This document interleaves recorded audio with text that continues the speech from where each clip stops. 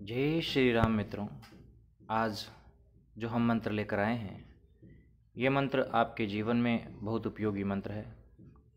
इस मंत्र के साथ साथ एक छोटा सा टोटका भी इसमें हमने सम्मिलित किया है।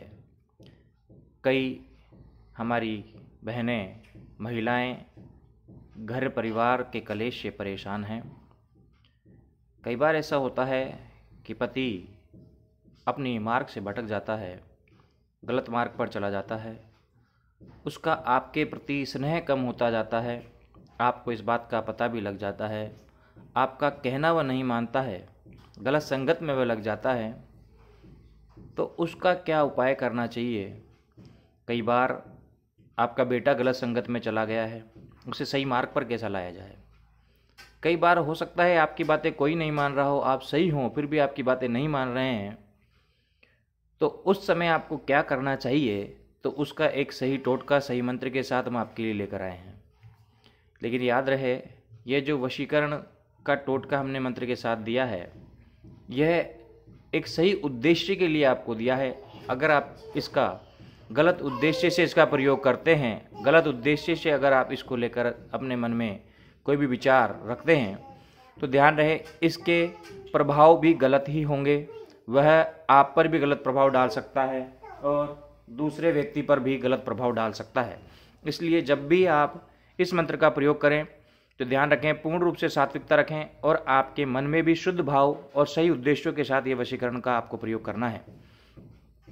इस मंत्र के प्रयोग से पहले आपको बता दें कि यह जो कार्यक्रम आपका किया जाएगा, यह जो इसका प्रोसेस या प्रक्रिया जो आपके द्वारा की जाएगी, यह प्रक्रिया आपको शुक्रवार के दिन हमारी प्रारंभ हो जाएगी।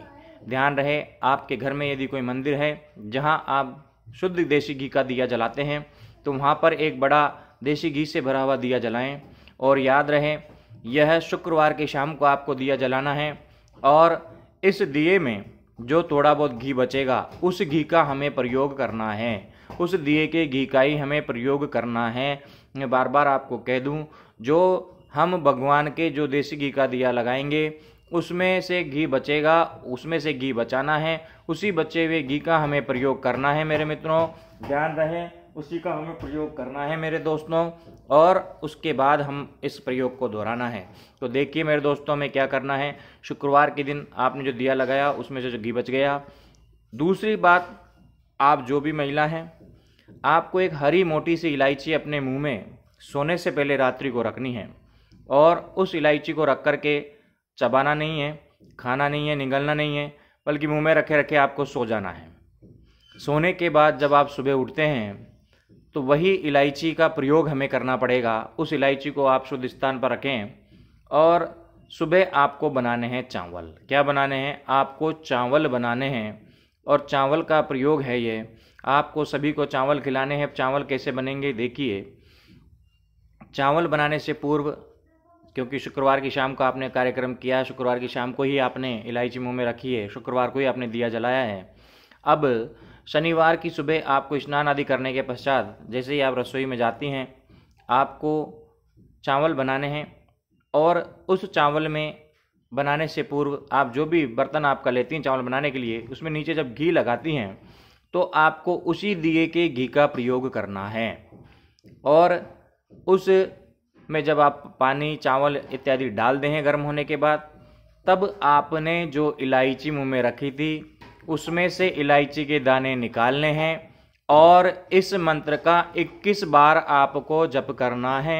मैं आपको मंत्र बता देता हूं और 21 बार जाप करते समय उन इलायची के दानों को आपको उन चावल में डाल देना है। ध्यान रहे, फिर जब वो पककर तैयार हो जाएंगे तब उन्हें हमें, जो भी आपके पति हैं या आपका पुत्र है या आपके परिवार में जितने भी जन हैं, सबको शुद्ध भावनाओं के साथ परोस देना है, खुद को भी खाना है, सबको खिलाना है।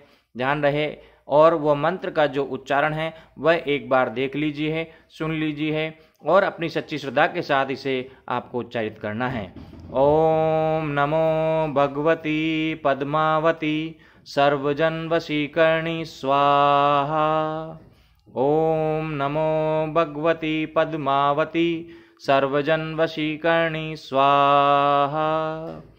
चावल बनाने से पूर्व आपको इस मंत्र का 21 बार जाप करना है और जब आप ये चावल परोसने जाएं उससे पहले भी आपको 7 बार इस मंत्र का उच्चारण मन में करना है और उसके बाद आप देखेंगे कि किस प्रकार से जो आपकी बात नहीं मान रहे थे वह पूर्ण रूप से आपकी बात मानने लगेंगे। यदि आपको किसी भी अन्य समस्या है, कोई भी अन्य प्रकार की समस्या है, तो आप हमें कमेंट कर सकते हैं और जो भी भाई बंधु इस को शेयर करेंगे वह जरूर लाभ के भागी होंगे। ईश्वर उनकी मनोकामनाएं पूर्ण करेगा और उनकी जो भी बाधाएं हैं वह सभी दूर होंगी।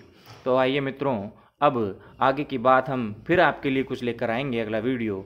आप इसका सही उद्देश्य के साथ प्रयोग करें। बोलिए जय श्री राम।